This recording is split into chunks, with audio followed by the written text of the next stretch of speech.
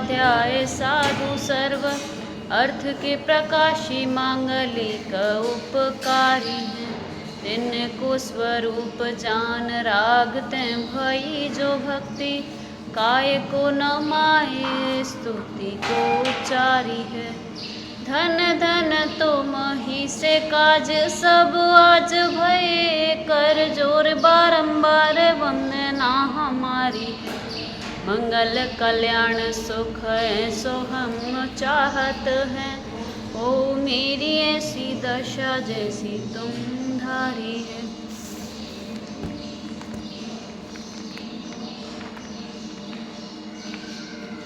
हम दर्शन स्तुति पर चर्चा कर रहे हैं। कर लो जिनवर की पूजन में पेज नंबर है 5।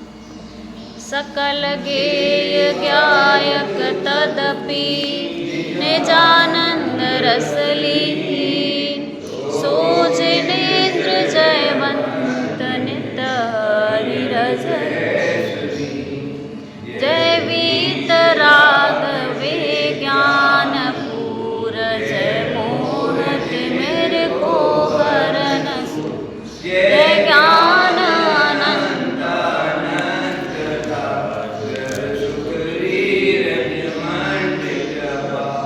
जय परम शांत मुद्रा समेत, भविजन को निज अनुभूति। भविभागन वच जोगे वशा, तुम धुनि वै सुनिवे भ्रमण। तुम गुण चिंतत निज पर विवेक, प्रगटे विघटे आपद अनेक। तुम जग भूषण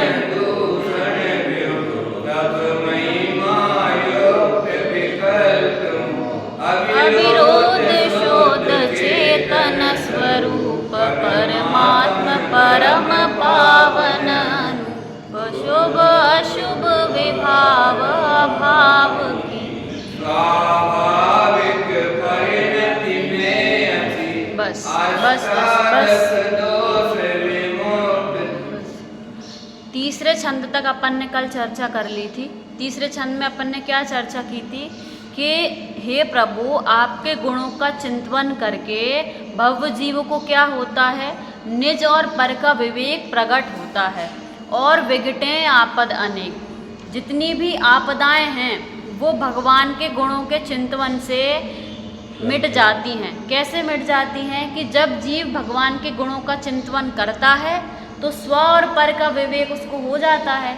तो स्व पर का विवेक प्रकट होने से पर पदार्थ में जो अभी तक एकत्व ममत्व बुद्धि जीव कर रहा था, पर के कारण दुखी हो रहा था, वो बुद्धि चली गई।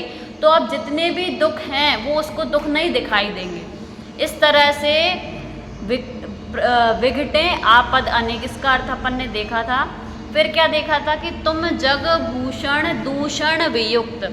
हे प्रभु, आप जग के कैसे हो, आभूषण हो। कैसे कि भगवान कहाँ पर विराजमान है, सिद्ध भगवान की तीन लोक के सबसे ऊपर। और आभूषण कहाँ पहने जाते हैं, मुकुट जो होता है वो कहाँ लगाया जाता है, माथे पे लगाया जाता है ना। तो ऐसे तीन लोक के माथे पे कौन विराजमान है कि सिद्ध भगवान। तो आप जग के क्या हो, आभूषण हो। और दूषण वियुक्त, सभी प्रकार के दोषों से कैसे हो, रहित हो। सब महिमा युक्त विकल्प मुक्त, सारी महिमाओं से युक्त हो और सभी प्रकार के विकल्पों से मुक्त हो। फिर अब आगे की चर्चा करनी है। क्या लिखा है, अविरोध शोध चेतन स्वरूप, परमात्मा परम। बस क्या लिखा है कि हे प्रभु, आप कैसे हो, अविरुद्ध हो। अविरुद्ध शब्द का अर्थ क्या है कि पहला अर्थ तो ये है कि संसार के कोई भी जीव या जैसे जब समूचरण लगता है भगवान का, तो कोई विरोधी होता है कि भगवान का उस समय नहीं होता। तो भगवान किसी के द्वारा विरुद्ध को प्राप्त नहीं होते। एक तो अर्थ ये है। और दूसरा अर्थ ये है कि कई बार ऐसा होता है कि गुण जो होते हैं, देखो गुण और पर्याय अपन को पता है कि एक द्रव्य में अनंत गुण रहते हैं ना, तो वो एक दूसरे के विरोधी हैं क्या, गुण रहते हुए विरोधी हैं क्या। तो जो गुण होते हैं वो अविरुद्ध होते हैं। गुण कैसे होते हैं? अविरुद्ध होते हैं। और पर्याय कैसी होती है? विरोधी। विरोधी कैसे होती है कि जब एक द्रव्य में एक पर्याय है तो उस समय दूसरी पर्याय रहेगी क्या? नहीं रहेगी। एक समय में एक ही पर्याय होती है। तो गुण तो कैसे होते हैं? अविरोधी होते हैं। और पर्याय कैसी होती हैं? विरोधी होती हैं। लेकिन यहाँ पे अविरुद्ध शुद्ध लिखा है, तो यहाँ पे अविरुद्ध अपन पर्याय भी ले सकते हैं। कैसे ले सकते हैं कि कई बार पर्याय को भी गुण कहा जाता है। कैसे? अपन कहते हैं कि भगवान के अनंत गुण हैं। उनमें कौन कौन से अपन बोलते हैं? जैसे अनंत भगवान के गुणों में अपन बोलते हैं अनंत दर्शन, अनंत ज्ञान, अनंत सुख, अनंत वीर। इनको क्या कह रहे हैं? गुण कह रहे हैं। लेकिन ये गुण है कि पर्याय है? शायक सम्यक तो एक गुण है, लेकिन ये गुण है कि पर्याय है? पर्याय है सम्यक्त्व की, लेकिन फिर भी उसको गुणों में गिना जा रहा है कि नहीं गिना जा रहा? तो जब पर्याय में शुद्धता प्रकट हो जाती है, जैसा गुण है वैसी की वैसी शुद्धता जब पर्याय में प्रकट हो जाती है, तो इस अपेक्षा से पर्याय को भी कैसा कहा जाता है? अविरुद्ध या गुण कहा जाता है। तो क्या कह रहे हैं कि भगवान की ऐसी पर्याय प्रकट हो गई है जो कैसी है? अविरुद्ध है। और कैसी है? शुद्ध है। इसका समझ में आ गया अर्थ सबको? अविरुद्ध का अर्थ। फिर कैसे हैं भगवान? चेतन स्वरूप। कैसे हैं? चेतन स्वरूप। परमात्म परम पावन अनु। हे प्रभु आप कैसे हो? देखो चेतन स्वरूप तो अपन भी हैं, है ना? लेकिन इसके आगे क्या लिखा है? परमात्म परम। आप चेतन स्वरूप होने के साथ साथ भी परमात्मा हो। आत्मा के कितने भेद होते हैं? 3, बहिरात्मा, अंतरात्मा और परमात्मा। तो अपन अंतरात्मा है कि बहिरात्मा है कि परमात्मा है? अपन बहिरात्मा है।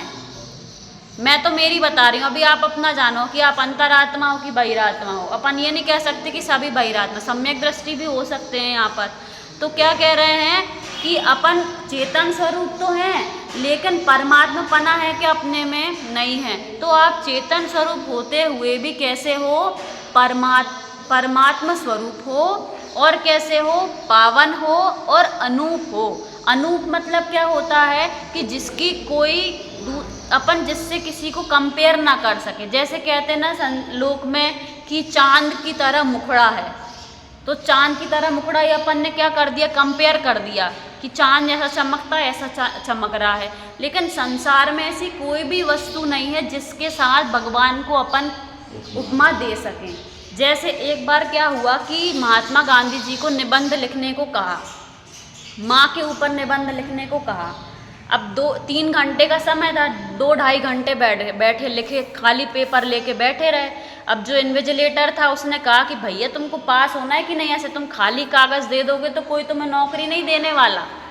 तो वो कह रहा है कि मैं जब से सोच रहा हूँ कि मैं माँ को किसकी उपमा दूँ, कि भैया मौसी से कंपेयर करूँगा तो मौसी जैसी माँ होती है क्या? तो मेरे को कोई भी चीज़ ऐसी दिखाई नहीं दे रही कि जिससे मैं माँ को कंपेयर कर सकूँ। तो माँ जैसी होती है। माँ को कंपैरिजन अपन किसी से नहीं कर सकते।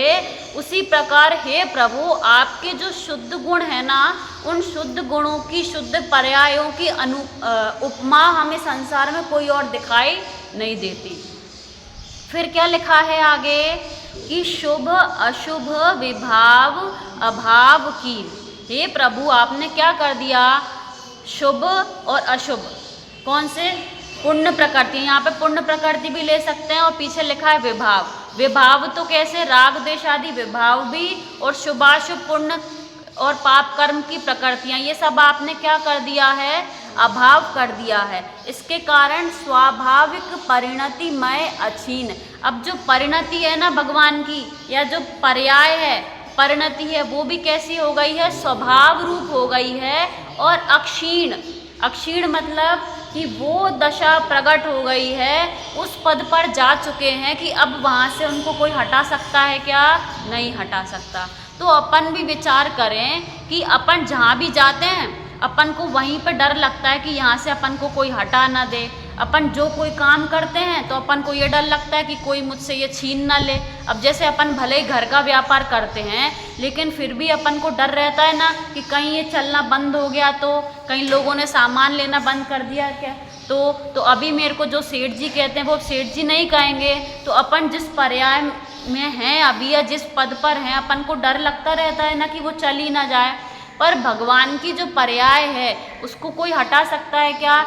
तो अपन को ऐसी भावना भानी चाहिए कि हे प्रभु, जैसे आपकी शुद्ध दशा प्रकट हो गई है, जिस पद पर आप हैं, आपकी पर्याय, आपकी जो शुद्ध दशा है उससे आप कभी भी चलायमान नहीं होंगे, तो मुझे भी ऐसी दशा प्रकट करनी है। अब मैं संसार में इस पद पर उस पद पर जा जाकर थक गया हूँ।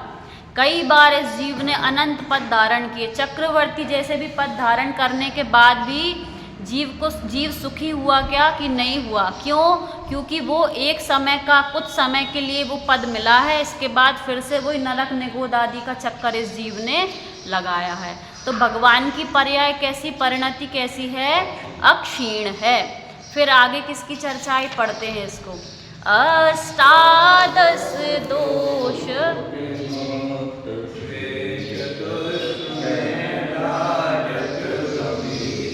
मुनि गण धरादि सेवत महंत नव केवल। देखो, सबसे पहले अपन यहाँ पे धीर और गंभीर का अर्थ करते हैं। सब लोग मैच देखने तो नहीं गए होंगे, लेकिन मैच सबने देखा ज़रूर होगा टीवी पर। तो कई जीव ऐसे होते हैं, कई क्या मोस्टली वहाँ पे जीव ऐसे होते हैं कि जब जैसे कोई इंडिया की तरफ से है और इंडिया की टीम ने छक्का मारा, चौका मारा, तो उनकी खुशी को कोई रोक नहीं पाता। रोक पाता है क्या? नाचने लगते हैं, चिल्लाने लगते हैं। या फिर पाकिस्तान वाली टीम ने कुछ ऐसा कर दिया तो अंडे फेंकने लगते हैं, टमाटर फेंकने लगते हैं। तो द्वेष करने से भी कोई रोक पाता है क्या? नहीं रोक पाता। तो जीवों को जब सुख ज़्यादा होता है, दुख होता है, तो रोक नहीं पाता। लेकिन वहीं पर एम्पायर है, एम्पायर कभी दिखता है ऐसा करते हुए? छक्का मार दिया इंडिया वाली टीम ने, भले ही वो अंदर से वैसा श्रद्धा नहीं हो, इंडिया की तरफ से हो, लेकिन वो धीर और गंभीर होता है ना।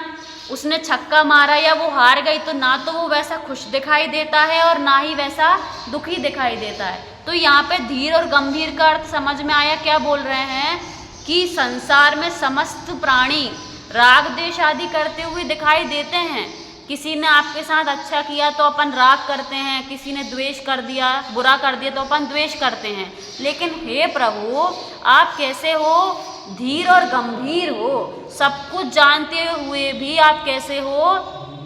धीर और गंभीर हो। क्या लिख रहे हैं? अष्टादश दोष विमुक्त धीर। हे प्रभु, आपने 18 दोषों का क्या कर दिया है? नाश कर दिया है, या आप उन दोषों से मुक्त हो गए हो। 18 दोष कौन कौन से हैं? रत्नकरण शावकाचार्य जी में शायद 5वां या 6वां श्लोक है, उसमें है ना, शुत पिपाशा जरातंक जन्मांतक भय अस्मय न राग द्वेष मोहाश, ऐसा करके है। तो उसमें क्या बोलते हैं? शुत पिपासा, शुत माने भूख, पिपासा माने प्यास, जरा माने बुढ़ापा, अंतक माने रोग। ऐसे 18 दोष उसमें गिना है। कौन कौन से अपन कुछ चर्चा कर लेते, पूरे तो मेरे को याद नहीं है। पसीना हुआ, राग द्वेष हुआ, भय हुआ, अस्मय चिंता हुई, रोग हुआ, श्वेत, ठीक है। ये ऐसे 18 दोष उसमें गिनाए हैं कि ऐसे 18 दोषों से भगवान आप कैसे हो? रहित हो। और हम क्या करते हैं? इनमें से कई दोषों को लेके हम प्रसन्न होते हैं कि भगवान को क्या दिखाई दिया? भगवान के ऊपर, भगवान को अभिषेक हो रहा है या भगवान को पसीना आ रहा है, तो अपन इसको देख के क्या होते हैं? प्रसन्न होते हैं कि भगवान को ऐसा हुआ। जबकि भगवान इन सब से कैसे हैं? रहित हैं। 18 दोषों से भगवान रहित हैं। तो जो भगवान हैं उनमें ये 18 दोष दिखाई नहीं देंगे, तो अपन इनसे भी लगा सकते हैं कि संसार में कोई है, तो अपन उसको भगवान माने कि नहीं माने। कि अगर उनमें ये 18 दोष दिखाई दे रहे हैं तो अपन इनसे परीक्षा कर सकते हैं कि जो भगवान होते हैं उनमें ये 18 दोष नहीं पाए जाते। तो जिनमें 18 दोषों में से अगर एक भी दोष दिखाई दे रहा है, राग द्वेष यदि करते हुए दिखाई दे रहे हैं, जन्म मरण बुढ़ापा यदि उनमें दिखाई दे रहा है, तो वो भगवान है क्या? नहीं है। भगवान किसे कहते हैं? जो वीतरागी सर्वज्ञ और हितोपदेशी हों। तो तो वीतरागी में 18 दोषों से रहित हैं कि नहीं भगवान? तो 18 दोषों से जो रहित हैं वही भगवान हैं, उन्हीं को हम नमस्कार करेंगे। इसके अलावा कुदेव आदि को नमस्कार करने के लिए हमारा ये माथा नहीं है। क्या लिख रहे हैं कि भगवान कैसे हैं? 18 दोषों से रहित हैं और स्वचतुष्टय में राजत गंभीर। हे प्रभु, आप अपने स्वचतुष्टय में ही रहते हो। फिर क्या लिखा है आगे? मुनिगण धरादि सेवत महंत, नव केवल लब्धि रमाधरंत। हे प्रभु, आपकी मुनि और गणधर आदि भी क्या करते हैं? सेवा करते हैं। बड़े बड़े महान पुरुष भी आपकी सेवा करते हैं।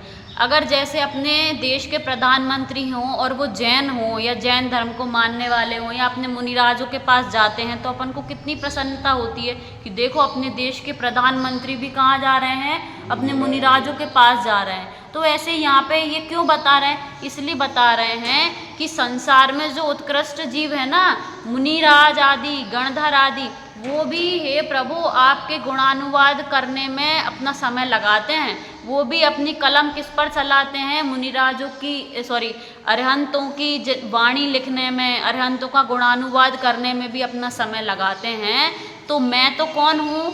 बहुत तुच्छ हूँ। मुझे भी उन जैसा मुनिराज जैसा बनना है ना। तो जिसके जैसा बनना है, जैसे कोई अमीर होना चाहता है, धनवान होना चाहता है, तो वो किसके पास जाएगा? धनवान व्यक्ति के पास जाएगा। और क्या करेगा? वही चीज़ करेगा जो वो धनवान व्यक्ति करता है। जैसा जैसा वो बताएगा वैसा ही वैसा करेगा ना धनवान होने के लिए। तो हमें भी मुनि बनना है, मुनिराज जैसा बनना है। तो वो मुनिराज भी किसकी सेवा कर रहे हैं? जब अपना उपयोग अंदर नहीं लगता उनका, तो जब भी बाहर आते हैं तो कहाँ उपयोग लगाते हैं? अपना देवशास गुरु में ही लगाते हैं। तो जब वो मुनिराज वैसा करते हैं तो हमें भी कैसा करना है? वैसा ही करना है। हे प्रभु, आपकी कौन सेवा करता है? मुनि गणधर आदि भी आपकी सेवा करते हैं। और आप कैसे हो? नव केवल लब्धि रमाधरंत। कल रात में भी अपन ने 9 केवल लब्धियों की चर्चा की थी ना, कि लब्धियाँ कितनी होती हैं? ये वाली 9 लब्धियाँ भगवान को हैं। कौन कौन सी?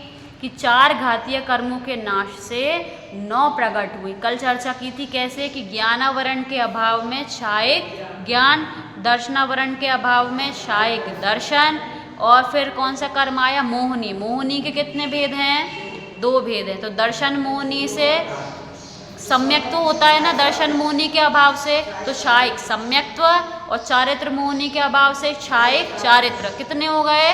4। फिर बचा अंतराय कर्म। तो अंतराय कर्म के कितने भेद हैं? 5। दान, लाभ, भोग, उपभोग और वीर। तो इनके आगे लगा दो, सबके आगे क्षायिक। क्षायिक दान, क्षायिक लाभ, क्षायिक भोग, क्षायिक उपभोग और क्षायिक वीर। तो ये तो हो गए 5, और इनमें से कितने हो गए? 4। दर्शन मोहनी के 2 और इनका 1-1। तो 1, 2, 3, 4 और 5 बचे ये। तो ये ऐसी 9 लब्धियाँ भगवान को होती हैं। ऐसी 9 लब्धियाँ आप में हैं। अब देखो आगे क्या लिखा है। तुम शासन से यमेय जीव, शिव गए जाहि जेह सदीव। भव सागर में दुख छार वारी, तारन को अवर ना पटारी। क्या लिखा है? कि हे प्रभु, तुम शासन, शासन मतलब आपके द्वारा बताए हुए मार्ग से मतलब सेवन करके, आपके बताए हुए मार्ग को सेवन करके, अमेय, अमेय मतलब अनंत, अमेय मतलब अनंत जीव। समझ में आया क्या लिखा है? तुम शासन से, तुम्हारे शासन का सेवन करके, अमेय जीव मतलब अनंत जीव, शिव गए, मोक्ष अभी तक गए हैं, मोक्ष जा रहे हैं, शिव गए जा रहे हैं, जाही मतलब जाएंगे, जेह सदी जाही मतलब जा रहे हैं, शिव गए मतलब पास्ट में चले गए, जाही मतलब अभी जा रहे हैं, और जेह मतलब भविष्य में भी जाएंगे। तो क्या कह रहे हैं कि मोक्ष जो भी गया है वो आपके शासन का, आपके बताए हुए मोक्ष मार्ग को ही फॉलो करके गया है और दूसरा कोई मोक्ष मार्ग का रास्ता नहीं है। पास्ट में जो गए हैं, भूत में जो गए हैं, वो भी आपके मार्ग से ही गए हैं, आपके बताए हुए मार्ग से। अभी भी जो जाना चाहते हैं वो किससे जाएंगे? इसी से जाएंगे और दूसरा रास्ता नहीं है। और जो भविष्य में जाएंगे वो भी किससे जाएंगे? आपके बताए हुए मोक्ष के मार्ग से ही जाएंगे। फिर क्या लिखा है कि भव सागर में दुख छार वारी, तारन को अवर नाप टारी। क्या कह रहे हैं? भव सागर के जो दुख हैं वो कैसे हैं? भव सागर, भव रूपी समुद्र में जो पानी है ना, वारी मतलब होता है पानी, क्षार मतलब खारा पानी। हे प्रभु, संसार रूपी समुद्र में कैसा पानी है? खारा पानी है। आपको पता है जो पानी, जो नमक होता है, जो वो क्या करता है? पानी को सोखता है। किसको सोखता है? हाइग्रोस्कोपिक होता है नेचर में। मतलब जैसे कि अगर आप समुद्र के पानी से प्यास बुझाने जाओगे तो आपकी प्यास ना बुझ के और बढ़ जाएगी, क्योंकि उसमें क्या है? नमक है, तो वो आपके शरीर का और पानी खींच लेगा। तो क्या कह रहे हैं कि संसार रूपी समुद्र में पानी कैसा है? खारा पानी है। मतलब कि अगर कोई जीव यहाँ पे से प्यास बुझाने जाएगा, अर्थात सुखी होने जाएगा, तो सुख तो नहीं मिलेगा, अपितु क्या मिलेगा? दुख ही दुख मिलने वाला है। तो ऐसे संसार रूपी समुद्र से तारने को, तारन को, अवर मतलब और, ना आप टारी मतलब आपके अलावा और कोई संसार रूपी समुद्र से तराने के लिए मुझे नाविक दिखाई नहीं देता। सब दावा तो करते हैं तिराने का, लेकिन तिरा पाते हैं क्या? नहीं, क्योंकि शिव जाने का, मोक्ष जाने का रास्ता कैसा है? एक ही रास्ता है। भले ही सब कहेंगे कि ये रास्ता है सुखी होने का, ये रास्ता है सुखी होने का, लेकिन वो तिरा नहीं पाएंगे, अपितु क्या करेंगे? संसार में ही डुबोएंगे। क्यों? क्योंकि खारे पानी से अभी तक किसी की प्यास बुझी है क्या? नहीं बुझी। संसार में सुख होता तो मिलता ना। अगर संसार में सुख होता तो अपने पास तो इतना सा वैभव है, लेकिन चक्रवर्ती तीर्थंकर के पास तो इतना वैभव है, कितना अपन से कई गुना ज़्यादा, लेकिन वो उसको छोड़ के चले गए। क्यों चले गए? क्योंकि उसमें सुख नहीं था। 5 मिनट है ना अभी। यह लखी निज दुख गद हरण काज, तुम ही निमित्त कारण इलाज।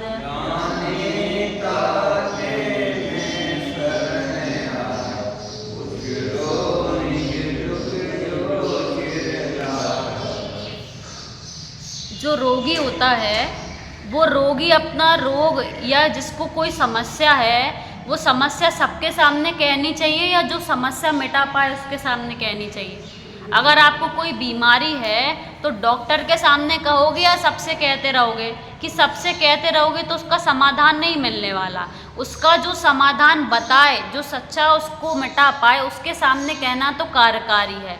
इसलिए यहाँ पे कह रहे हैं कि जो भव्य जीव है उनको क्या दिखाई दे रहा है कि जो संसार में, संसार से तराने के लिए जगत में अनेक लोगों के पास तो वो गया, लेकिन वहाँ जाने से उसको फ़ायदा मिला क्या? नहीं मिला। इसलिए वो कहाँ पर आए हैं? कि सच्चे देवशास्त्र गुरु की शरण में आए हैं कि वहाँ यहाँ आने से हमको संसार से तरने का मार्ग मिलेगा। अब जो खुद ही संसार में हैं, रुल रहे हैं, खुद ही दुखी हैं, वर्तमान में दुखी दिखाई दे रहे हैं, थोड़ी थोड़ी सी चीज़ों में क्रोध आ जाता है, पर द्वेष दिखाई देता है, उनको देख के राग होता है, तो क्या वो अपन को सुखी कर सकते हैं क्या? नहीं कर सकते। तो जो डॉक्टर है, जो वैद्य है, मोक्ष मार्ग के वैद्य कौन है? भगवान है। तो यहाँ पे आने से ये नहीं डरना कि भगवान कहेंगे कि सब पर है, ये छोड़ो वो छोड़ो। अरे आपको यदि रोग है और यदि कोई डॉक्टर बोलता है कि ये चीज़ आपको खाने से बीमारी और बढ़ेगी, तो उस चीज़ को छोड़ते हैं कि नहीं छोड़ते? कि छोड़ते हैं। उस चीज़ को खाने से यदि आपका रोग बढ़ेगा, आप मरण को प्राप्त हो जाएंगे, तो वो चीज़ अपन तुरंत छोड़ देते हैं। ऐसी भगवान के पास आता है मरीज और भगवान क्या बताते हैं कि तेरे रोग का कारण क्या है, तेरे ही मोह राग देश रूपी परिणाम हैं। तो उनको छोड़ने से डरना क्या कि नहीं डरना, तुरंत छोड़ना। उन मोह राग देश आदि को तुरंत छोड़ने का उपाय करेंगे तो कहाँ पर जाएंगे, मोक्ष में जा पाएंगे, सुखी हो पाएंगे। क्या कह रहे हैं कि यह लखी निज दुख, निज दुख मेरे दुख गद, गद मतलब होता है रोग, मेरे दुख रूपी रोग को हरने के काज तुम ही निमित्त कारण इलाज।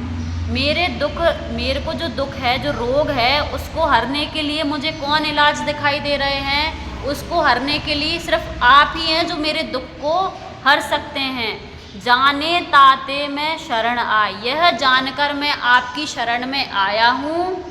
उचरो निज दुख जो चिर लहाय, उचरो माने कहता हूँ निज दुख, अपने दुख को कहता हूँ, जो चिर मतलब अनंत काल से अभी तक मैंने जो दुख पाए हैं उनको मैं कहता हूँ।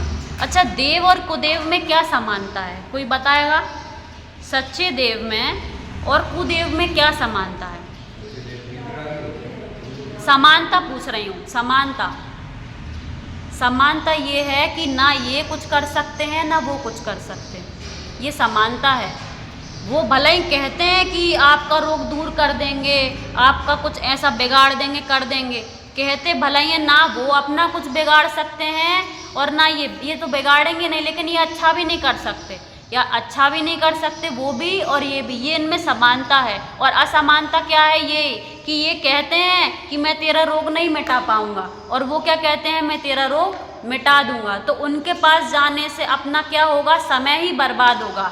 ऐसा कोई डॉक्टर है, अपन जाएं किसी डॉक्टर के पास और वो इलाज करना नहीं जाने और अपने को बस घुमाता रहे कि 2 दिन बाद आना, 3 दिन बाद आना, 4 दिन बाद आना, तो वो डॉक्टर अच्छा है या ये डॉक्टर अच्छा है जिसने कह दिया भैया मैं नहीं इलाज कर पाऊंगा, तुम तो कहीं और ले जाओ?